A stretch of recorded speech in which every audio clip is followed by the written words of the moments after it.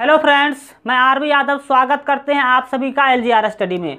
दोस्तों, जैसा कि आप सभी जानते हैं कि इस वीडियो सीरीज में हम लोग मैथ का तैयारी कर रहे हैं, जो आपके आने वाले आईटीआई और पॉलिटेक्निक प्रवेश परीक्षा के लिए बेहद ही महत्वपूर्ण है। तो दोस्तों, इस वीडियो को अंत तक जरूर देखें। और जैसा दोस्तों आप देख रहे हैं कि आज हम लोग जो है 9वें क्लास में हैं। इससे पहले 8 क्लास ऑलरेडी हम लोग कर चुके हैं। अगर अभी तक उस वीडियो को आप नहीं देखे हैं तो इस वीडियो के अंत में आपको उस वीडियो का लिंक मिल जाएगा, आप देख लेंगे। हम आशा करते हैं कि जितना मेहनत एलजीआर स्टडी आप सभी के लिए कर रही है, उतना ही मेहनत आप लोग अपने लिए भी कर रहे होंगे। चलिए, वीडियो अच्छा लगे तो वीडियो को लाइक कर दीजिएगा, साथ ही अपने दोस्तों में फेसबुक और व्हाट्सएप पर शेयर भी कर दीजिएगा। और अभी तक सब्सक्राइब नहीं किए हैं तो सब्सक्राइब के लाल बटन को दबाकर चैनल को सब्सक्राइब कर लीजिएगा। चलिए दोस्तों, चलते हैं हम लोग। जैसा कि आप देख रहे हैं कि हम लोग बीजगणित पढ़ रहे हैं। इससे पहले हम लोग बीजगणित का 1 क्लास कर भी चुके हैं। आज हम लोग बीजगणित के दूसरे क्लास में हैं। एक क्वेश्चन आपको पिछले क्लास में हम दिए थे क्वेश्चन ऑफ द डे के तौर पर। सबसे पहले उस क्वेश्चन का हम आंसर देख लेते हैं, फिर आगे बढ़ते हैं। क्वेश्चन था पिछला क्लास का कि निम्नलिखित में से कौन सबसे बड़ी संख्या है। आपको बताना है कि सबसे बड़ी संख्या कौन है। अगर यहाँ पर दोस्तों देखा जाए, अगर वैल्यू का बात किया जाए तो यहाँ पर √3 का मान क्या होगा दोस्तों, आपका √9 का मान 3 होगा। 1/2 का मान आपका 0.5 होगा और ये आपका 4 है। और 20 को जब आप करेंगे दोस्तों यहाँ पर तो ये आधा होगा और ये जो आधा होगा तो 3 होगा।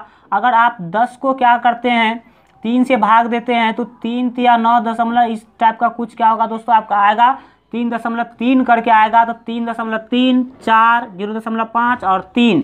आप खुद दिमाग लगा सकते हैं कि यहाँ पर सबसे जो बड़ी संख्या है वो क्या है, वो सी यानी कि 4 आपका सबसे क्या है दोस्तों, बड़ी संख्या है। चलिए अगले क्वेश्चन की तरफ हम लोग चलते हैं।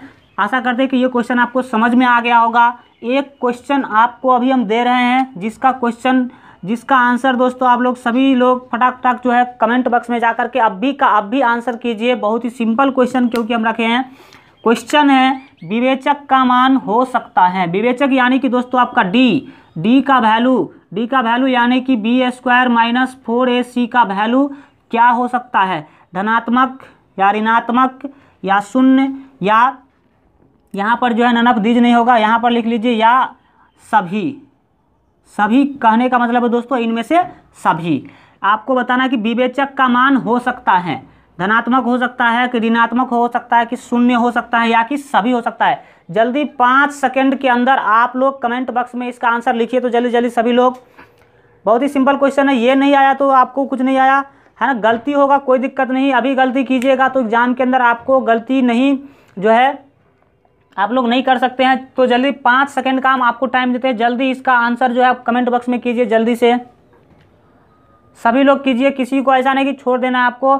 जो मन में आता कि आपका ये आंसर सही है उसका आंसर जल्दी से सभी लोग अपने कमेंट बॉक्स में लिखिए, जल्दी से जल्दी।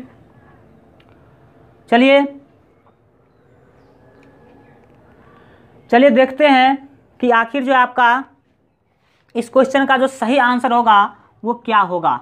b² - 4ac यानी कि d का वैल्यू। दोस्तों d के वैल्यू के बारे में बता दें कि आपका d का जो वैल्यू होता है कभी कभी प्लस में भी आता है, कभी कभी माइनस में भी आता है और कभी कभी आपका शून्य भी होता है। यानी कि आपका जो डी ऑप्शन है यहाँ पर क्या होगा, सही हो जाएगा। यानी कि b² - 4ac का वैल्यू धनात्मक, ऋणात्मक और शून्य तीनों होता है। तो यहाँ पर डी ऑप्शन आपका क्या हो जाएगा, सही हो जाएगा। चलिए हम लोग अगले क्वेश्चन की तरफ चलते हैं। यहाँ पर देखते हैं कि आखिर आज का जो हमारा अगला क्वेश्चन है वो क्या है। दोस्तों, हम आशा करते हैं कि आप सभी का बहुत ही अच्छा रिजल्ट आया होगा, जो भी 10वां का एग्ज़ाम दिए हैं, क्योंकि पिछले ही दिनों आपका क्या है 10वां का रिजल्ट आया है। लेकिन अब आने वाले बैच के लिए सोचने की बात है, जो 2020 में जो है 10th का एग्ज़ाम देंगे। तो दोस्तों उन लोगों को घबराने की कोई बात नहीं है। पढ़ाई करने के लिए पैसा खर्चा करने की कोई ज़रूरी नहीं है, घर से दूर जाने की कोई ज़रूरी नहीं है, क्योंकि एलजीआर स्टडी बहुत ही जल्द आपका जो 10th का क्लास स्टार्ट करने वाली है। और जिसमें दोस्तों आपको सभी सब्जेक्ट 10th का सभी सब्जेक्ट मैथ, साइंस, आपका जो सोशल साइंस है, हिंदी है, आपका इंग्लिश है, संस्कृत है, मैथिली है, जितना भी सब्जेक्ट है सभी सब्जेक्ट का आपका जो है पूरे डिटेल क्लास, जैसा कि आप अपने कोचिंग में जाकर के नहीं पढ़ सकते हैं उससे भी बेहतरीन क्लास यहाँ पर एलजीआर स्टडी में बहुत ही जल्द 10th का स्टार्ट होने वाला है। तो दोस्तों आप सभी हमें कमेंट के माध्यम से बताइए कि कितने लोगों को ये क्लास चाहिए, और अधिक से अधिक अपने जूनियरों को जो अभी इस बार 10वां में गए हैं इस बातों को बताइए, और उन लोगों को बोलिए जुड़ जाएंगे यहाँ पर एलजीआर स्टडी से, ताकि वो लोग घर बैठे बिना पैसा खर्च किए ही आप लोग अपना तैयारी कर सके। चलिए दोस्तों हम लोग जो है चलते हैं अपने क्वेश्चन की तरफ चलते हैं। यहाँ पर जो अगला आज का जो क्वेश्चन है बहुत ही महत्वपूर्ण क्वेश्चन यहाँ पर हम लेके आए हैं। आपका क्वेश्चन है कि 8 वर्ष पहले एक व्यक्ति की उम्र उसके पुत्र की उम्र से 8 गुनी थी, उसके पुत्र की उम्र से 8 गुनी थी, और 10 वर्ष बाद उसकी उम्र अपने पुत्र की उम्र की 2 गुनी हो जाएगी। इस कथन का समीकरण होगा। यानी कि ये जो दो आपका स्टेटमेंट दिया दोस्तों हम 2 कलर में लिख दिए ताकि आपको कन्फ्यूजन नहीं आवे, क्योंकि क्वेश्चन समझना बहुत ही ज़रूरी है। जब तक आप क्वेश्चन नहीं समझते हैं तो क्वेश्चन को बनाना आपके लिए बहुत ही भारी हो जाता है। चलिए तो हम देखते हैं कि आखिर ये जो क्वेश्चन क्या पूछ रहा है। 2 स्टेटमेंट दिया गया है, कोई एक क्या है दोस्तों आपका, कोई व्यक्ति है, कोई क्या है दोस्तों आपका व्यक्ति है, और उसका एक क्या है दोस्तों आपका पुत्र है। अब वो व्यक्ति बोल रहा है कुछ, क्या बोल रहा है, वो व्यक्ति बोल रहे हैं कि 8 वर्ष पहले जो है एक व्यक्ति की उम्र उसके पुत्र की उम्र से 8 गुनी थी, और उसके बाद क्या होता है 10 वर्ष के बाद उसकी उम्र अपने पुत्र की उम्र की 2 गुनी हो जाएगी। तो इस कथन के लिए आपको क्या करना है दोस्तों, समीकरण लिखना, बताना कि कौन सा समीकरण आपका सही होगा। तो दोस्तों बता दें कि उम्र का चर्चा हो रहा है और कुछ पीछे वाले उम्र का चर्चा हो रहा है, कुछ आगे वाले उम्र का चर्चा हो रहा है। तो हमको जो है हम जो आपका जो है इस कथन को बनाएंगे आपके जो वर्तमान उम्र है उस पर आधारित बनाएंगे। तो मान लेते हैं कि व्यक्ति का वर्तमान उम्र x वर्ष है और उसके पुत्र का वर्तमान उम्र क्या है दोस्तों y वर्ष है। 2 स्टेटमेंट है, तो 2 स्टेटमेंट है, तो यहाँ पे समीकरण भी कितना बनेगा दोस्तों 2 बनेगा। तो चलिए हम लोग काम करते हैं। अभी दोस्तों व्यक्ति का वर्तमान उम्र कितना है x वर्ष, और उसके पुत्र का जो वर्तमान उम्र है दोस्तों वो क्या है y वर्ष है। अब यहाँ पर बात किया जा रहा है 8 वर्ष पहले, 8 वर्ष दोस्तों पहले के उम्र का जो है जिक्र किया जा रहा है। अगर अभी किसी का उम्र है 18 वर्ष तो 8 वर्ष पहले का उम्र पूछा जाए तो आप कितना बताएंगे, 10 वर्ष बताएंगे, क्योंकि पीछे जाएंगे तो आप 18 में से क्या कर देंगे दोस्तों आपका जो है 8 घटा देंगे तो आपका आ जाएगा 10। यानी कि अगर पीछे वाला उम्र निकालना होता है तो हम लोग घटाते हैं वर्तमान उम्र में से, और अगर आगे वाला उम्र निकालना होता है तो वर्तमान उम्र में क्या कर देते हैं दोस्तों, जितना आगे जाना होता है उतना जोड़ देते हैं। तो सबसे पहले यहाँ पर हम देखते हैं कि यहाँ पर कहा जा रहा है कि वर्तमान उम्र हम लिख लिए व्यक्ति का x और उसके पुत्र का y लिख लिए, और यहाँ पर कहा जा रहा है कि 8 वर्ष पहले, तो 8 वर्ष पहले व्यक्ति का उम्र क्या होगा x - 8 हो जाएगा, और 8 वर्ष पहले उसके पुत्र का उम्र क्या हो जाएगा 8, y माइनस आपका क्या हो जाएगा 8। पहले हम चले गए हम लोग पीछे। अब अगर हम ऐसा कर दे दोनों को बराबर कर दे तो दोस्तों संभव नहीं है, क्योंकि ये आपका है पिता का उम्र, ये आपका 8 होगा दोस्तों यहाँ पर, ये आपका पिता का उम्र है और ये पुत्र का उम्र है, दोनों कभी भी बराबर नहीं हो सकता। और यहाँ पे कहा भी जा रहा है कि 8 वर्ष पहले एक व्यक्ति का जो उम्र है उसके पुत्र के उम्र का कितना गुना अधिक है दोस्तों, 8 गुना अधिक है। तो जैसे ये 8 गुना अधिक है और ये 8 गुना आपका दोस्तों कम है, और दोनों को हम बराबर कर, ये गलत बात है। लेकिन अगर हम इसको भी 8 से गुना कर दे तब तो क्या हो जाएगा दोस्तों आपका दोनों तरफ बराबर हो जाएगा। और तब हम इसको कैसे लिख सकते हैं, हम बता सकते हैं x - 8 बराबर 8 को y से गुना करेंगे तो 8y होगा -8, और इसके बाद क्या होगा 8 नहीं होगा यहाँ पर दोस्तों आपका 8 को 8 से गुना करेंगे तो कितना होगा 64 हो जाएगा। अब x बाएं रहने दीजिए, -8y को लाएंगे आप अगर बाएं तो क्या होगा दोस्तों आपका जो है आपका हो जाएगा -8y, और उधर पहले से 64 है और -8 जाएगा तो +8 हो जाएगा, और इस तरह से आपको एक समीकरण मिल जाएगा आपका 64 -8 और +64 आपका हो जाएगा माइनस आपका 14 में से 8 गया तो 6 यानी कि 56। तो एक समीकरण आपका ये बन गया। अब दूसरा स्टेटमेंट का बात किया जाए तो दूसरा स्टेटमेंट है 10 वर्ष बाद, वर्तमान उम्र है व्यक्ति का x, उसके पुत्र का है y, और 10 वर्ष बाद जाएंगे तो 10 जोड़ेंगे दोनों में, तो ये हो गया 10 वर्ष बाद का उम्र। अब क्या कहा जा रहा है कि 10 वर्ष बाद उनकी उम्र अपने पुत्र की उम्र की 2 गुनी हो जाएगी। कितना गुनी दोस्तों? 2 गुनी। यानी कि क्या है, ये 2 गुना अधिक है और ये 2 गुना क्या है आपका दोस्तों? कम है। अगर हम क्या करें, इसको भी 2 से गुना कर देंगे तो आपका जो है, अब दोनों क्या हो जाएगा? बराबर हो जाएगा। तो हम क्या कर सकते हैं, इसको सॉल्व करेंगे तो x + 10 बराबर 2 को y से गुना करेंगे, क्या होगा? 2y प्लस 10 दूना कितना होगा दोस्तों? आपका 20 हो जाएगा। अगर इधर x है और 2y को लाएंगे तो -2y होगा और बराबर आपका क्या होगा? 20 और 10 जाएगा तो माइनस आपका क्या हो जाएगा? 10 हो जाएगा। मौसम कुछ गड़बड़ है, आपका लाइन जो है धोखा दे रही है, आपका बिजली जो है, तो हल्का जो है ये इसमें प्रॉब्लम लेने की बात नहीं है। चलिए अब आगे बढ़ते हैं। यहाँ पर इधर x - 2y बराबर 10 में से 20 में से 10 घटाएंगे तो आपका क्या होगा? 10 होगा। तो दूसरा समीकरण आपका क्या हो गया ये? तो आप देख सकते हैं x - 2y यहाँ पे आपको मिल रहा है और दूसरा समीकरण x - 2y बराबर 10, तो ये आपका ठीक है। और x - 8y बराबर -56, तो ये भी आपका समीकरण क्या है? ठीक है। तो ए ऑप्शन आपका बिल्कुल ही क्या हो जाएगा दोस्तों? सही हो जाएगा। चलिए हम लोग चलते हैं अगले क्वेश्चन को देखते हैं। स्क्रीनशॉट लेना हो तो आप ले सकते हैं। अगला क्वेश्चन यहाँ पर हम बहुत ही अच्छा क्वेश्चन सब देखने वाले हैं, तो बने रहिए और कंसेप्ट समझते रहिए। चलिए हम लोग चलते हैं अपने अगले क्वेश्चन को देखते हैं कि आखिर अगला कौन सा क्वेश्चन जो है हम लोग देखने वाले हैं। अगला जो आपका क्वेश्चन है कुछ इस टाइप का है। सभी लोग जो है इसको देखेंगे और बनाने का क्या करेंगे दोस्तों? कोशिश करेंगे।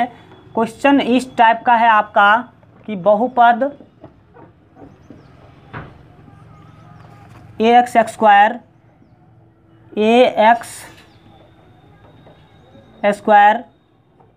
प्लस bx प्लस c का मूल, ये आपका दोस्तों दूसरा नंबर क्वेश्चन है। दूसरा नंबर आपका ये क्वेश्चन है, इतना का मूल है। ये आपको क्या करना है दोस्तों? इसका आपको मूल बताना है। मूल क्या होगा? ए ऑप्शन हम दे रहे हैं -b प्लस माइनस √d/2a और बी ऑप्शन आपका है -b plus minus √b² - 4ac और बट्टे क्या होगा आपका? 2a। और सी ऑप्शन है ए एवं बी दोनों और डी ऑप्शन आपका देते हैं हम नन ऑफ दिच। बहुत ही आपका हल्का दिमाग लगाने वाला क्वेश्चन है।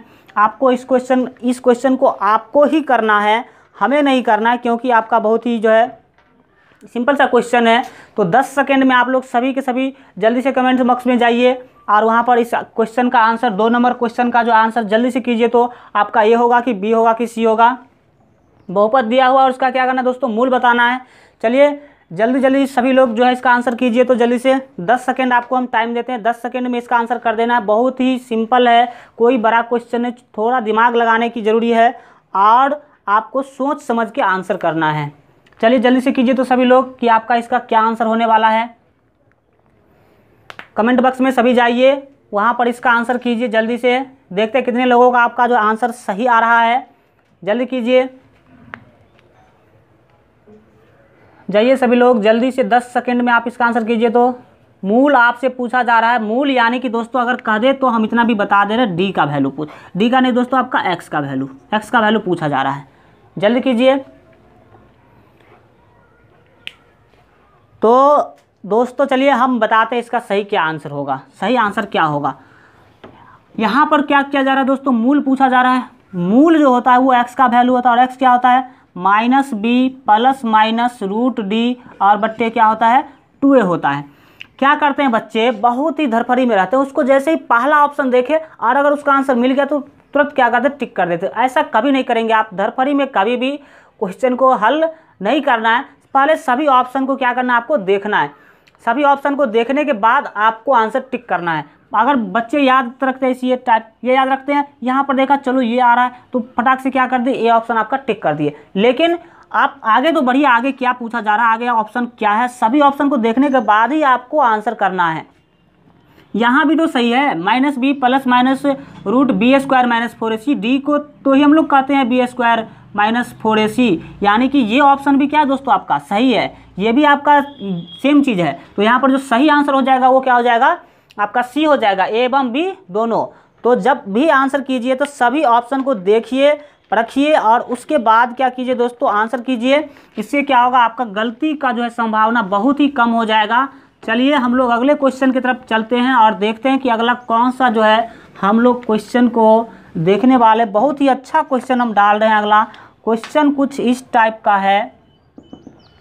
क्वेश्चन है 27x³ -64 का गुणनखंड -64 का गुणनखंड है, -64 का गुणनखंड है। क्या होगा इसका गुणनखंड, जल्दी से आप आंसर कीजिए। ए ऑप्शन हम दे रहे हैं x+4, बी ऑप्शन आपका है 3x+4 और सी ऑप्शन है x-4 और डी ऑप्शन आपका है 3x-4। जल्दी से आप दिमाग लगाइए। सबसे पहले इस क्वेश्चन को कुछ भी आपको नहीं करना है, आप लोग जानते भी होंगे। बहुत ही यहाँ पर इसको हम सिंपल तरीक़ा से कर देंगे। दिया क्या हुआ आपका 27x² -64 आपका दिया हुआ है। क्या हम इसको लिख सकते हैं 3x का होल क्यूब, लिख सकते हैं कि नहीं, जल्दी से बताइए। चलिए ठीक है लिख सकते हैं। -64 इसको हम लोग 4 का क्यू लिख सकते हैं कि नहीं। ये बन गया आपका AQ - BQ। क्या बन गया दोस्तों आपका ये AQ - BQ। और AQ - BQ का सभी लोग फार्मूला जानते होंगे कि क्या होता है। AQ - BQ का फार्मूला होता है A - B होता है। सभी लोग जानते होंगे कि क्या होता है A - B और इंटू A² + 2AB क्या होता है। ए लिख ही लीजिए, फार्मूला ही लिख लीजिए। A माइनस क्या होता है दोस्तों आपका B होता है और आपका जो है A² + 2AB और प्लस B² होता है। अब इस फार्मूला पे आप इसको सॉल्व कर सकते हैं। एक फार्मूला आपको याद रखना, AQ - BQ बराबर A - B into A² + 2AB + B²। इस टाइप का भी एक फार्मूला बनता है, तो बैठाइए। ये आपका A मान लीजिए, ये आपका B मान लीजिए, तो क्या होगा 3x - 4 इंटू ये जो भी आप बैठाइए 3x, यानी कि 3x का स्क्वायर करेंगे तो 9x² हो जाएगा प्लस 2 और 2AB तो 2 चौका 8 और 8 त्रिक क्या होगा दोस्तों आपका 24 और x हो जाएगा प्लस B² यानी कि 4 का स्क्वायर यानी कि 16 हो जाएगा। आगे आपका आंसर सोचने की ज़्यादा बात नहीं है, बहुत ही एक फार्मूला लेकिन आपको याद रखना है। 3x - 4 आपका देख लीजिए कौन जो है आपका ऑप्शन है। यहाँ पर डी ऑप्शन आपका बिल्कुल ही सही है। चलिए इसका आप जो है इतना सिंपल जो है कर सकते हैं। कोई बड़ी जो है आपके एग्जाम में नहीं पूछा जाता है। आप लोग जो है बड़ा क्वेश्चन बनाने के चक्कर में रहते हैं और जिस क्वेश्चन को पढ़ना चाहिए उसको पढ़ते ही नहीं है। विद्यार्थी पता है क्यों आप जो है सक्सेस नहीं कर पाता, क्योंकि विद्यार्थी को यही नहीं पता रहता कि कौन सा क्वेश्चन किस लेवल में हमको पढ़ना है और कुछ भी पढ़ते रहते हैं। इस टाइप का क्वेश्चन पढ़िए, कोई भी कहीं भी दिक्कत नहीं आने वाला। सबसे पहले हम लोग देख लेते हैं अब क्वेश्चन। अगला क्वेश्चन जो है एक बहुत ही अच्छा क्वेश्चन हम लोग देखने वाले हैं। क्वेश्चन लास्ट क्वेश्चन आपका है द्विघात समीकरण का ग्राफ होता है। द्विघात समीकरण का ग्राफ होता है, कैसा होता है। ए ऑप्शन है सरल रेखा, बी ऑप्शन है वक्र रेखा, सी ऑप्शन है परवलयाकार